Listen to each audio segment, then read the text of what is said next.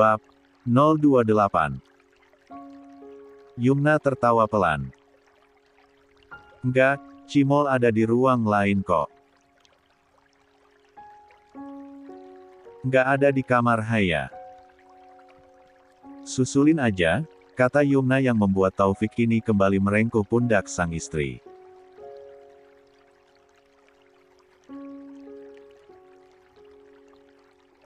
Dewa menghela napas lega, mengangguk pelan sebelum kini beranjak berdiri dari tempat duduknya.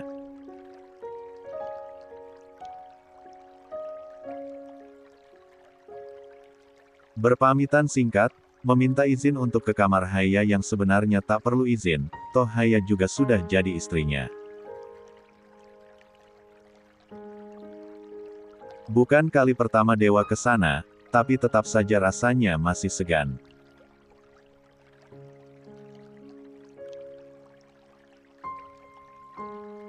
Dewa kini melangkah menaiki tangga, menuju ke kamar di mana katanya Haya berada. Pintu kamar itu tak sepenuhnya tertutup, Dewa buka perlahan, dan dapati Haya sedang menutup koper. Mamas. Haya tersenyum, Dewa memasuki kamar. Selesai. Kata Haya berdiri. Selesai. Haya mau kemana memang? Kok beberes koper? Dan pertanyaan Dewa membuat Haya melunturkan senyumnya. Pulang, jawab Haya pelan. Haya pikir Mamas mau jemput Haya pulang. Enggak ya. Terdengar sedikit sendu, Haya menunduk dengan kecewa.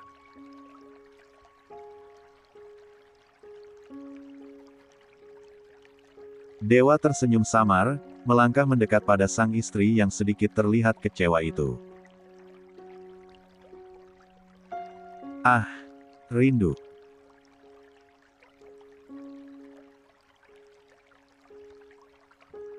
Benar apa yang dikatakan Taufik, selain sifat keras kepala, sisi lain dari Haya itu manis dan lucu, sangat lucu.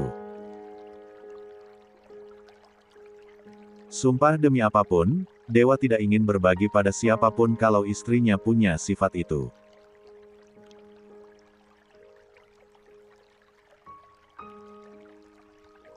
Rasanya Dewa ingin kunci Haya di dalam ruangan supaya tak ada yang tahu, supaya tak ada yang menyentuh. 72. Tergantung Haya, mau nggak Mamas ajak pulang?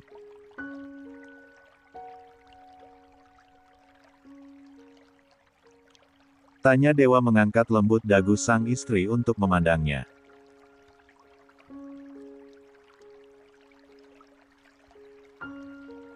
Haya memandang lekat suaminya, menarik napas panjang.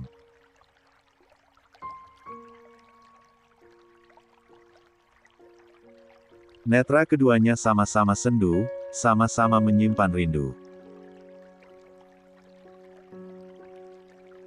Kalau ingat bagaimana pertengkaran kemarin, dan Haya yang berani meninggikan suaranya pada Dewa, rasanya ingin menangis lagi. Maaf, Haya. Mamas masih merasa bersalah, Mamas yang salah.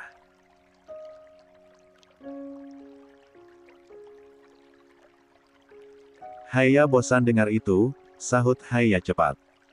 Benar, Dewa juga bosan 2 harian ini hanya berkutat dengan rasa bersalah dan kata maaf. Namun apa mau dikata? Memang ini sebuah pelajaran yang harus diambilnya. Prosesnya memang begini. Kisah mereka membosankan memang. Namun Dewa mana peduli dengan pendapat orang. Capek, kata Haya.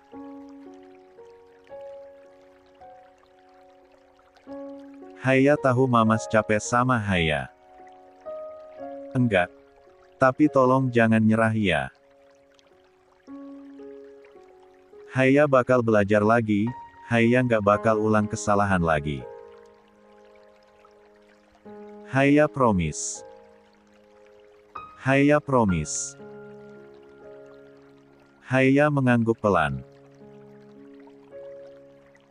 Dewa tersenyum. Lucu, Haiya lucu. Haiya juga say sorry. Haiya sangat lucu. Haiya nggak bakal ulang lagi.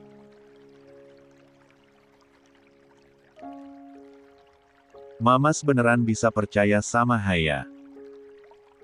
Pukul Haiya kalau itu bisa bikin Mamas lega. Haiya nggak mau nanti makin dihukum berat kalau tubuh mungil itu Dewa rengkuh dalam dekap. Puncak kepala Haiya dicium berulang oleh Dewa, seolah katakan sudah cukup untuk semuanya. Iya, saya percaya. Haiya punya Mamas, bisik Dewa. Atau mungkin kembali terima sebuah klaim penekanan dari Sankara Mahadewa. Haiya tersenyum. Temyuh. Dewa lepaskan pelukannya, tangkup kedua pipi sang istri.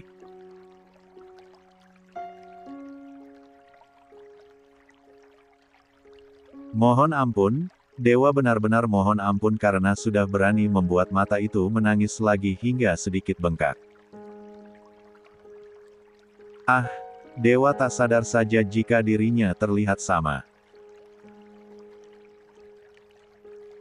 I wanna kiss you, kata Haiya. Nanti.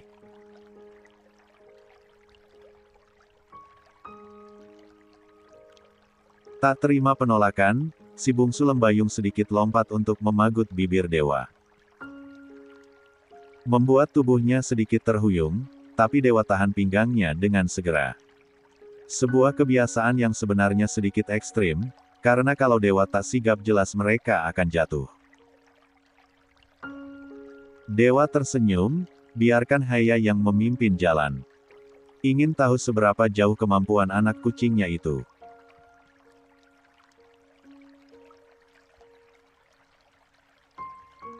Haiya memberengut beberapa saat kemudian, hendak jauhkan wajah tapi Dewa lebih dulu balik keadaan.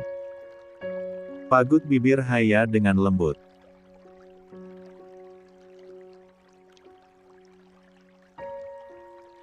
Beritahu Haiya, siapa yang dominan, beritahu dunia. Himalaya milik Mahadewa. Bukan orang lain, bukan pula Yusya. Ah, ada perasaan kesal saat mengingat nama itu. 73. Mamas.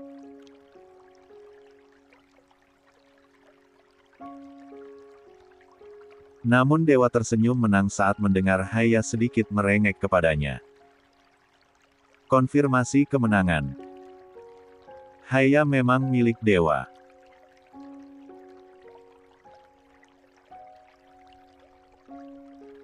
Dewa jauhkan wajah, pandang wajah istrinya luar biasa memerah. Bernapas sedikit terengah. Pulang. Haiya mengangguk. Pulang. Lo semalam pulang jam berapa deh? Kok gue nggak nyadar lo pulang? Tanya Felix sembari melempar satu botol air mineral pada Dwipa yang ditangkap sempurna. Nggak tahu deh, kayaknya jam 2.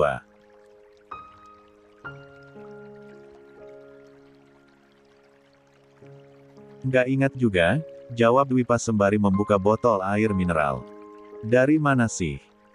Haiya butuh gue, makanya gue temenin dia sampai tidur. Lah, bukannya ada Pak Dewa. Mereka lagi ada masalah sedikit. Haiya pulang ke rumah, dan ya, gue kesana buat tenangin dia. Felix mengangguk pelan tanda paham.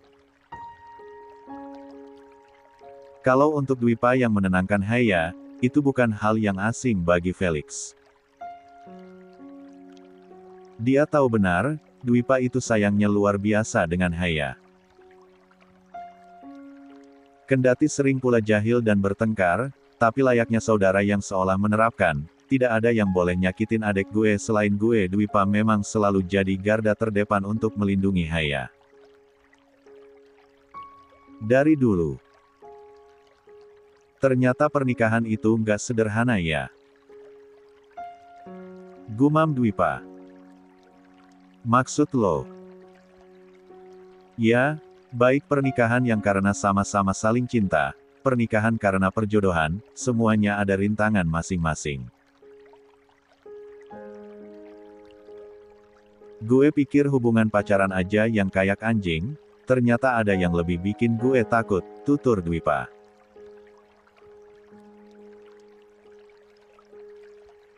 Apaan sih maksudnya?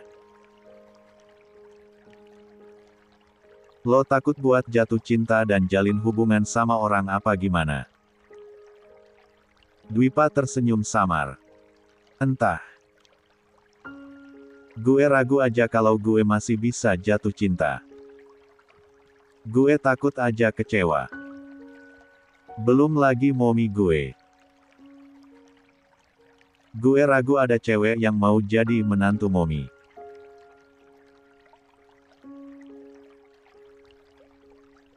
Rinda yang baiknya kayak gitu, sabarnya kayak gitu beneran takut, ujar Dwipa.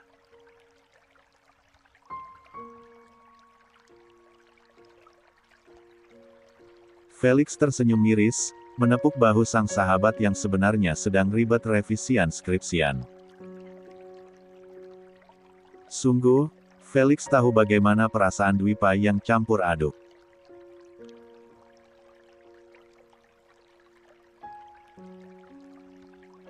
Mahasiswa semester akhir, berjuang untuk selesaikan skripsi dengan dosen pembimbing yang seperti artis dalam artian jarang bisa ada waktu luang kemudian pekerjaan paruh.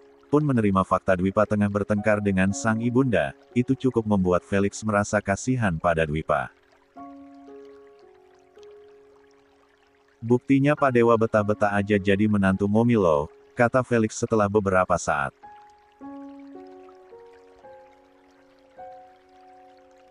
Beda, dia nggak tinggal di rumah.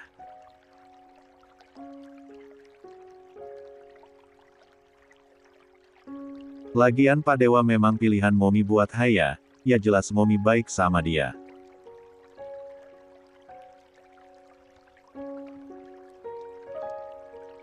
Untungnya sekarang Haya bisa menerima, dan gue bersyukur juga untuk itu. Haya bisa temuin rumah aman, suami yang baik. Gue beneran bersyukur, tutur Dwipa. Ya besok kalau lo punya istri, jangan tinggal di rumah besar Lembayung.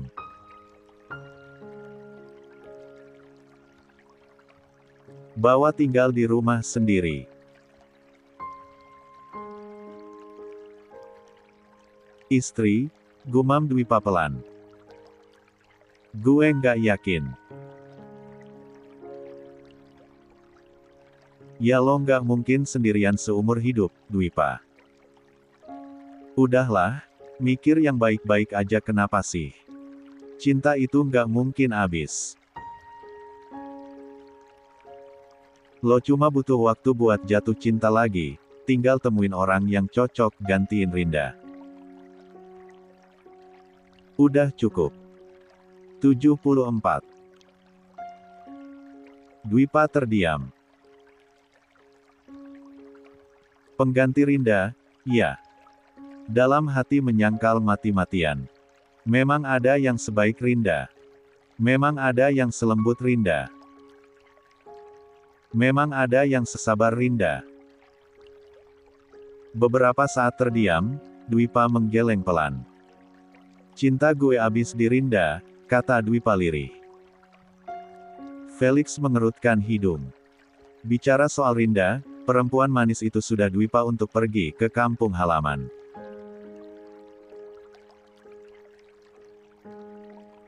Dwipa juga sudah mendapat pesan dari Rinda kalau dirinya sudah sampai dengan selamat, berterima kasih dan akan membalas kebaikan Dwipa.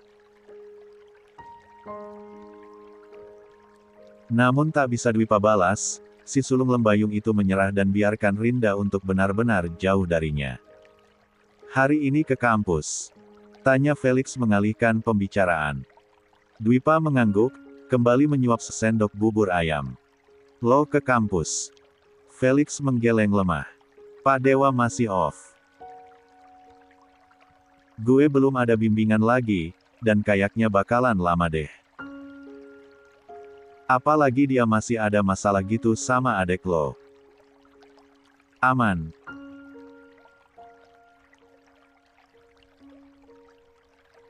Mas Dewa bisa bedain mana tugasnya sebagai dosen dan tugasnya sebagai suami.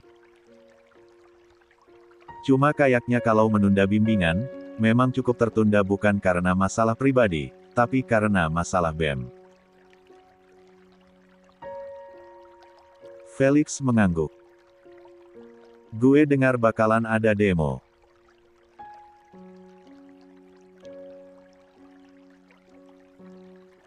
Iya, kemarin ada pertemuan BEM, dan gue ikut.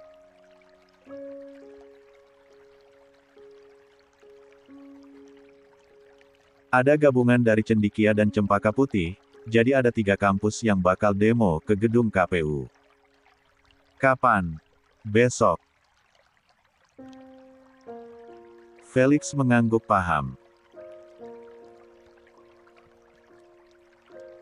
Dia tidak asing dengan istilah itu. Sebagai mahasiswa, dirinya sudah cukup sering jumpai aksi damai, terlebih saat BEM Angkatan Dwipa.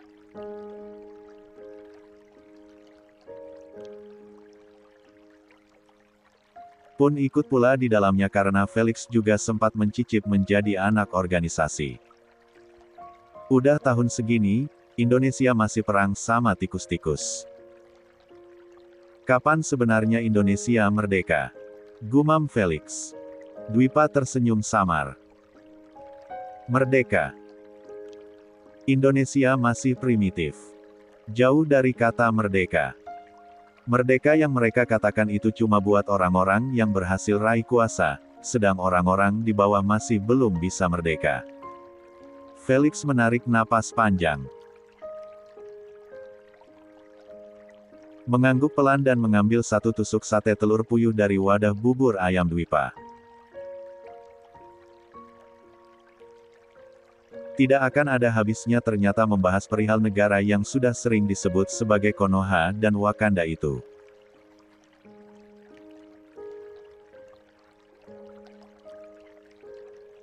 Bobroknya sudah bukan rahasia, di kalangan pelajar, terjadi love hate yang cukup apik.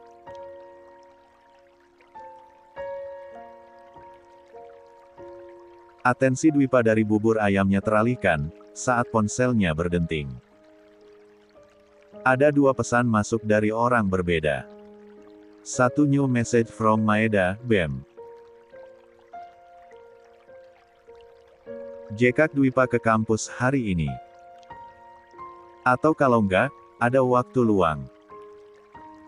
Kami butuh sedikit diskusi dengan Kak Dwipa. New message from Kayla, teman Haya. Kak, ini cowok yang kemarin gak sengaja ketemu gue di minimarket, dan dia nitip sesuatu buat Kak Haya. Gimana ya? 75. Kayla mengetuk-ngetuk pelan ponselnya sendiri sembari menikmati jajanan yang baru dibelinya di kursi depan minimarket. Masih mengenakan baju tidur, dilapisi sweater, dan rambutnya masih dengan cepolan yang tak rapi.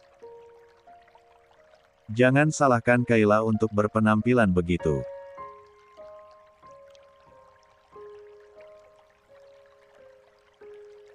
Rumahnya memang hanya jarak 5 langkah dari minimarket.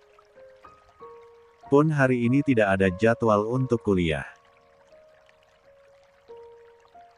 Sejatinya Kayla ke minimarket adalah untuk membeli cemilan untuk seharian ini nonton drakor. Kayla mengerutkan hidung, mengamati kotak kecil yang dititipkan Yusya untuknya.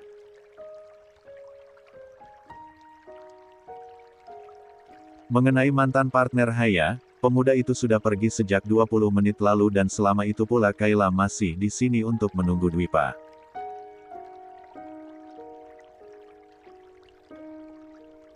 Kayaknya dia cocok buat dihajar lagi, gumam Kayla. Tapi kasihan juga, udah babak belur. Kayaknya dia juga baru dihajar sama keluarganya. Kayla mengucek matanya.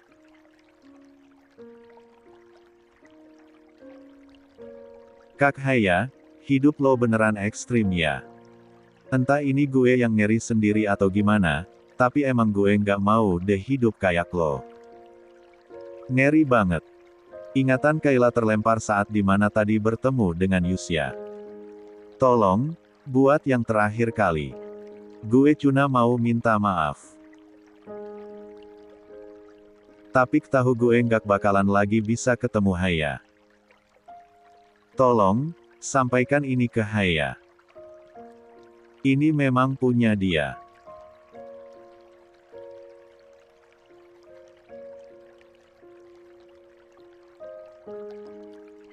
Kayla menarik napas panjang, menggeleng pelan memandang kotak kecil yang Kayla bisa tebak jika isinya adalah sebuah perhiasan.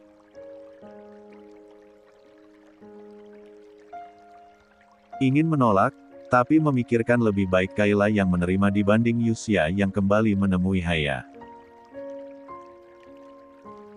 Sungguh, huru hara kemarin saja membuat Kayla merinding saat mengingatnya. Lo. Kayla sedikit terhenyak saat ada seruan.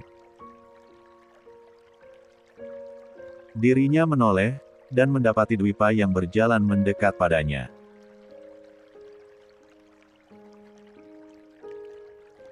Kayla memberengut, berdeci pelan. Selesaikan acara makan jajanan yang masih sisa. Mana orangnya? Dia cari gara-gara lagi. Dia maksa buat ketemu Haya lagi. Tanya Dwipa beruntun dengan setengah berseru. Kayla menarik napas. Lo bisa nggak sih, kalau nanya tuh baik-baik? Ujar Kayla. Nggak bisa. Kayla memandang Dwipa tak percaya.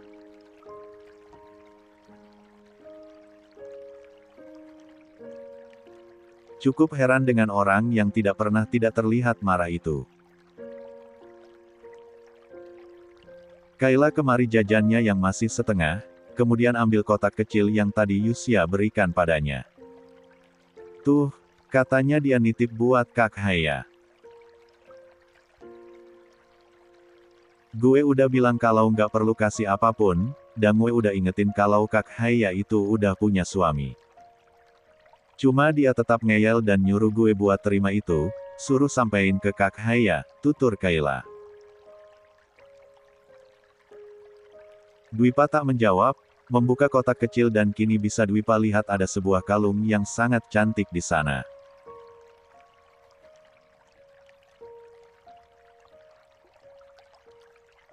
Kayla meliriknya, matanya cukup berbinar saat melihatnya.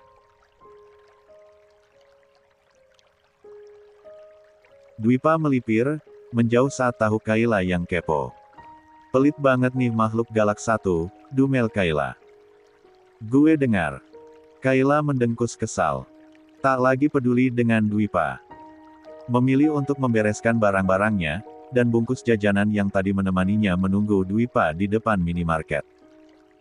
Yusya ngomong apa aja sama lo? Tanya Dwipa. 76.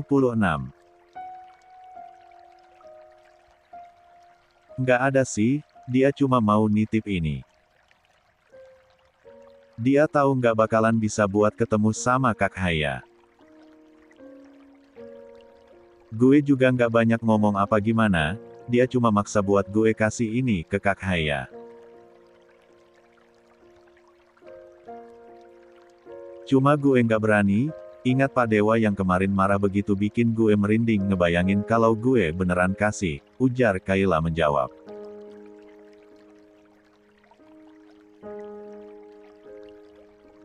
Ya, paling nggak lo bakal dapat nilai deh kalau beneran kasih ini ke Haya. Ya jangan anjir. Gue masih maba. Ya kali gue udah nyicip nilai jelek. Dwipa mundur selangkah, mengusap telinganya yang sedikit berdenging karena menerima seruan Kayla. Memandang Kayla dari bawah sampai atas, berdeci pelan. Menggumam dalam hati. Temannya Haya semuanya berisik.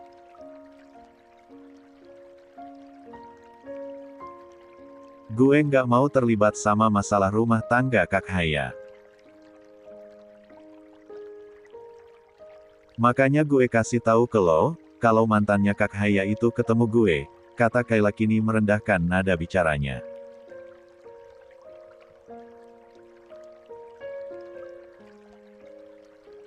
Dia sengaja ketemu sama lo.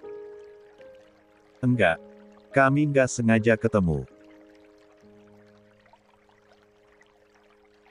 Kayaknya dia juga mau pergi gitu, nggak sengaja mampir buat ke minimarket sini, kebetulan ketemu gue yang lagi beli jajan.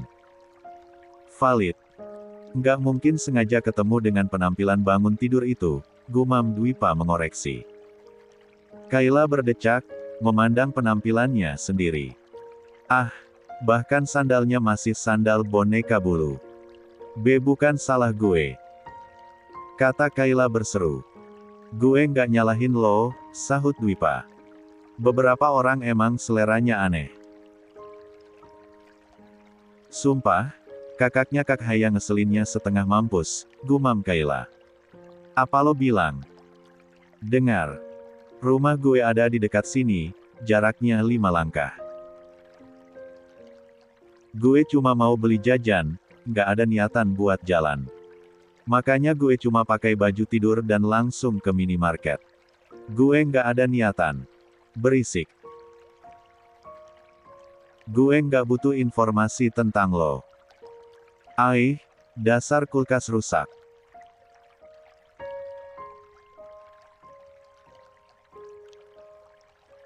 Dwipa mengerutkan kening, tak menggubris Kayla yang kini mendumel. Dwipa memilih untuk menarik kursi tempat di mana tadi Kayla duduk.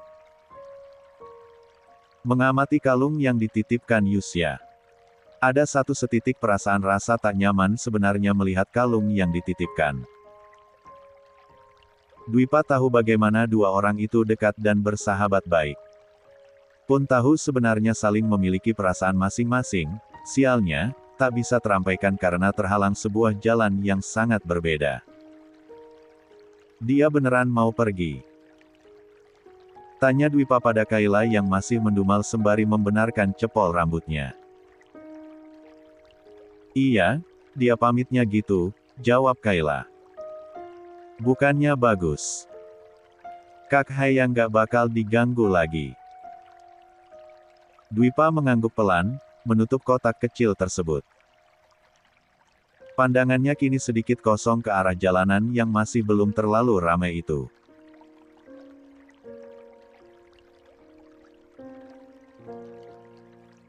Gue tahu niatnya nggak ganggu sih, gue tahu rasanya pengen memberontak. Pengen dapat apa yang dimau, nggak terima sama apa yang dijalani. Meski gue nggak membenarkan apa yang dia lakuin kemarin sama adek, tutur Dwipa pelan. Kayla maju menarik kursi di dekat Dwipa, sukses membuat Dwipa mengernyit samar memandangnya dengan kritik.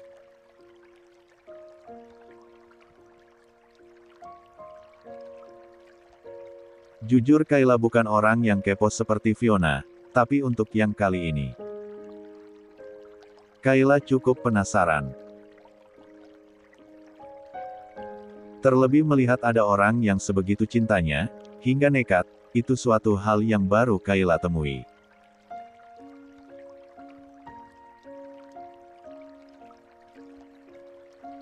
Tapi bukannya dia tahu kalau Kak Haya udah nikah sama Pak Dewa. Dan dengar-dengar, dia udah nikah juga, kan?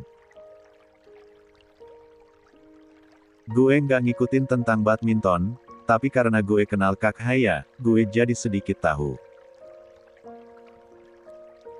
Termasuk soal mantannya, ujar Kayla dengan memelankan nada bicaranya. 77. Matanya terlihat berbinar, seolah ingin tahu seperti dirinya tertarik dengan sebuah cerita baru dari Haya atau penulis-penulis favoritnya.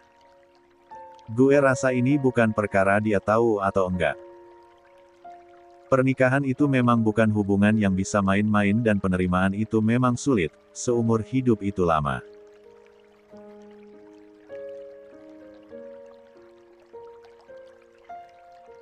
Kecewa menikah bukan dengan orang yang kita inginkan, kayaknya gue paham kalau soal sudut pandang itu, tutur Dwipa.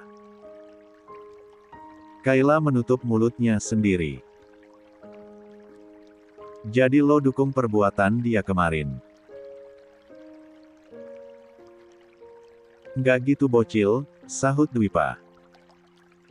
Males ah ngomong sama lo. Berisik, nggak paham pula. Gue bukan bocil, anjir. Bisa lo sopan. Gue lebih tua dari lo.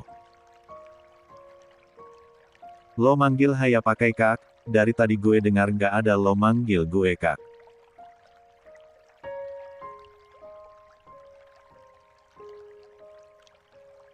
Tadinya iya, setelah dipikir-pikir males juga manggil kakak ke kulkas rusak kayak lo. Kulkas heh. Kayla tak menggubris, melempar tatapan tajam dan bersungut-sungut untuk melangkah dari minimarket.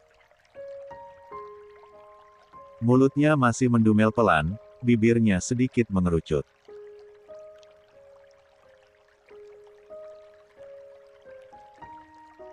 Dwipa biarkan orang yang sudah memanggilnya kulkas rusak itu menjauh.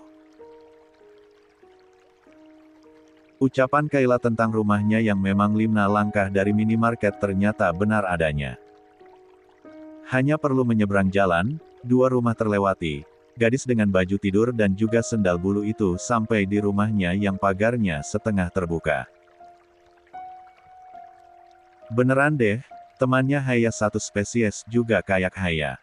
Bocil berisik. Dwipa menarik napas panjang, kembali memandang kotak yang di tangannya. Jadi, ini gue buang atau gue kasih ke Haya? Sedang yang sebenarnya jadi tujuan hadiah perpisahan itu, sedang tertidur di mobil, memeluk tasnya sendiri. Terlihat lelahnya, terlihat mata itu memang sedikit bengkak karena tangis semalaman. Lelap tidur, hingga tak sadar jika sudah sampai. Sayang, panggil Dewa pada Haya. Kita sampai. Ayo bangun. Dewa tersenyum samar. Kalau untuk lega, dirinya sudah cukup lega sekarang karena Haya sudah kembali. Namun takutnya masih belum bisa dikikis. Melihat Haya yang tertidur cukup pulas, membuat Dewa sadar pula jika dirinya tak cukup tidur semalam. Dek, bangun. Dewa usap lembut pipi Haya, bibir si cantik itu sedikit mengerucut karena tertekan pipi. Dewa tersenyum samar. Kembali benarkan apa yang dikatakan Taufik. Haya itu lucu. Tanpa tingkah apapun, Haya memang lucu. Udah sampai, kah? Suara Haya terdengar sangat pelan, menarik napas panjang, sebelum kini membuka matanya perlahan. Sudah. Ayo, turun. Haya mengerjap pelan, coba kembalikan sadarnya.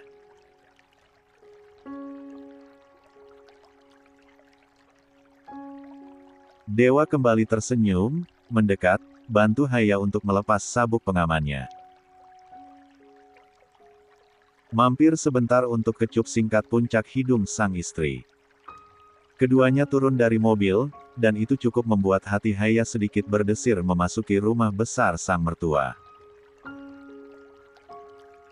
Rasanya ingin menangis lagi kalau ingat yang kemarin. Non Haya. Keduanya menoleh, ada Bi Vivi yang terlihat sumringah menyambut. Ada senyuman lebar di sana, ada kelegaan melihat menantu di rumah itu kembali. Klasik mungkin, tapi memang benar adanya jika Haya dicintai oleh semua orang di rumah ini. 78.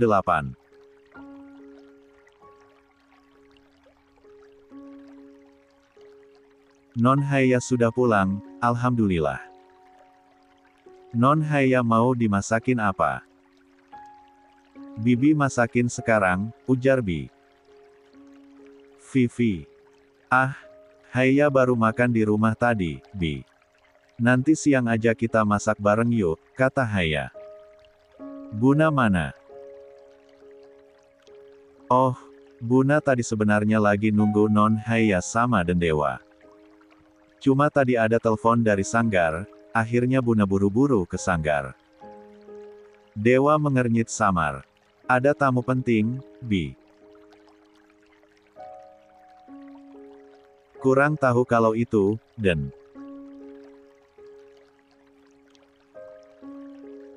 Tapi tadi Buna kayak agak panik gitu, pokoknya buru-buru banget. Oh, tadi Buna bilang kalau Den Dewa sama Non Haya udah pulang, suruh kabarin, tutur Bi Vivi. Dewa tersenyum dan mengangguk pelan. Tak masalah, dan memang harusnya begitu. Singkat, Bi Vivi juga tahu ranahnya tak seluas itu untuk tanyakan ada apa dan bagaimana masalah yang terjadi antara Dewa dan Haya. Asisten rumah tangga itu sudah cukup puas untuk kedatangan Haya.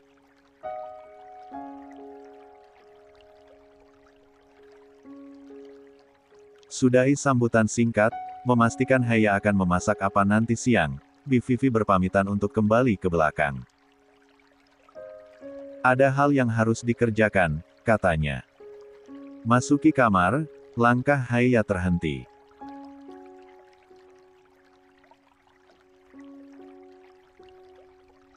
Pandangannya menyendu saat mengingat di mana Dewa menamparkan gelas hingga pecah berserak, pun ditambah dengan melempar cincin. Mamas, panggil Haya pelan pada sang suami yang baru menutup pintu. Dalam, sayang. Haya tak lanjutkan kalimatnya, melihat tangan Dewa. Dirinya sudah melihat cincin itu Dewa pasang sejak di rumah Lembayung. Namun tetap rasanya ada sedikit kekhawatiran. Dewa tunjukkan cincinnya, seolah paham maksud sang istri. Nggak bakal Mamas lepas, masih di sini, kata Dewa. Ijas. Terima kasih. Dewa sahuti ucapan Haya. Sudah cukup banyak mereka saling ucap maaf hari ini.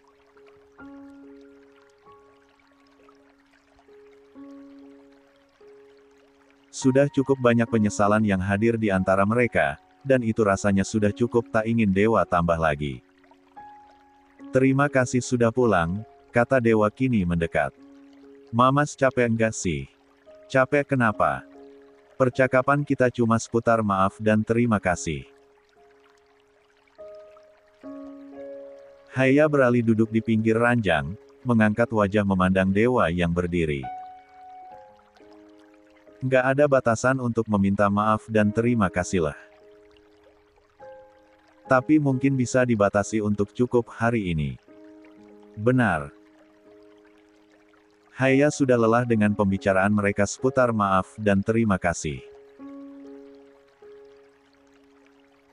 Kendati cukup bersyukur pula jika itu adalah tanda kalau suaminya memang selesaikan masalah mereka kemarin. Jujur, Mamas pengen ketemu Yusya buat ngobrol serius sama dia. Mungkin buat pukul dia sekali lagi, kata Dewa. Nggak perlu. Dia. Setidaknya biar Mamas tahu dia maunya apa. Kalau memang terakhir kali, dia nggak mungkin lupa kalau Haya sekarang istri Mamas.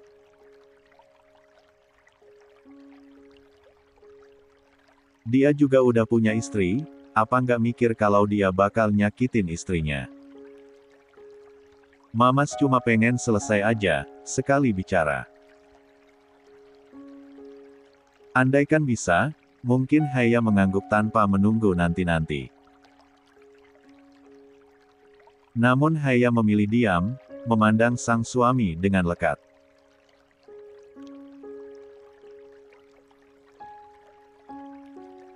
Marahnya masih ada, dan itu bukan untuk Haya. Jelas untuk Yusya. Haya. 79. Tidak bisa membayangkan jika Dewa benar-benar bertemu dengan Yuisa, apa yang akan terjadi. Suaminya itu benar-benar marah kemarin. Mamas pengen dengar dia minta maaf langsung, kata Dewa. Tapi Mamas bilang kalau jangan sampai ketemu. Ketemu Haya.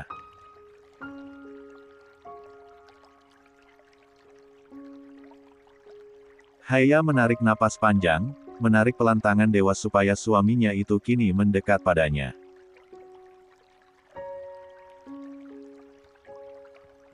Sudah cukup membahas Yusya.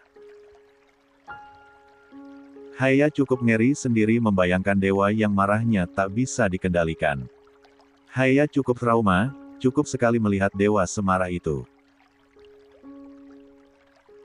Nggak perlu, udah.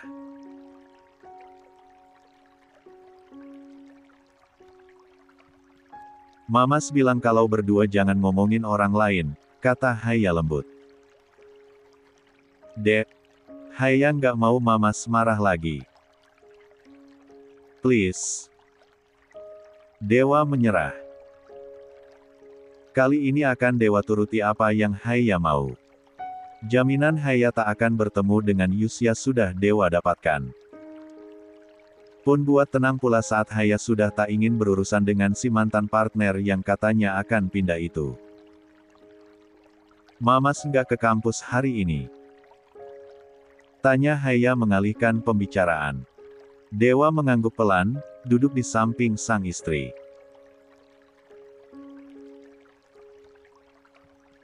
Ke kampus nanti ba'da zuhur. Mamas masih pengen sama Haya dulu. Masih belum selesai masalahnya. Dewa yang mendapat pertanyaan itu rasanya ingin kembali mengeluh. Sadar. Kalau masalahnya bukan hanya masalah cinta. Dewa rengkuh pinggang sang istri, membuat Haya ini mengerjap pelan memandangnya.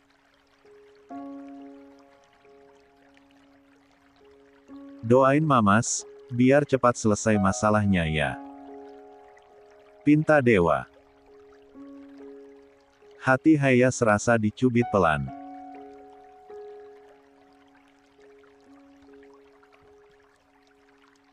Ah, bisa Haya tahu jika yang kemarin belum temui penyelesaian.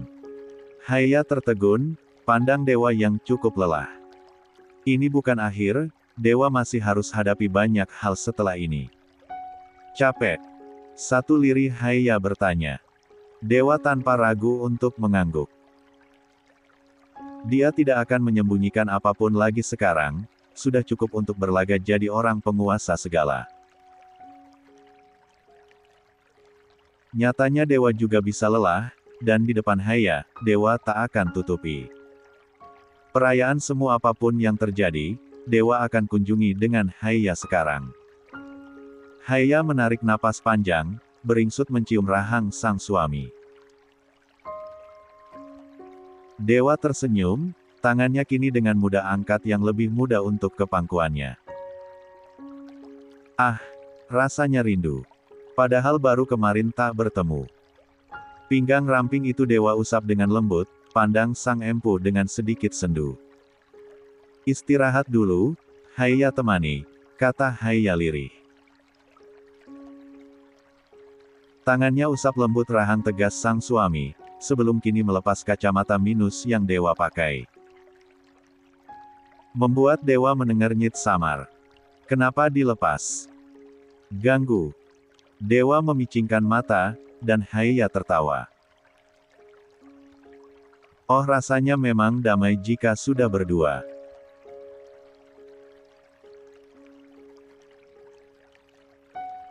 Tidak ada yang Haya takutkan kalau begini. Pun Dewa merasa bisa kalahkan dunia kalau Haya bersamanya.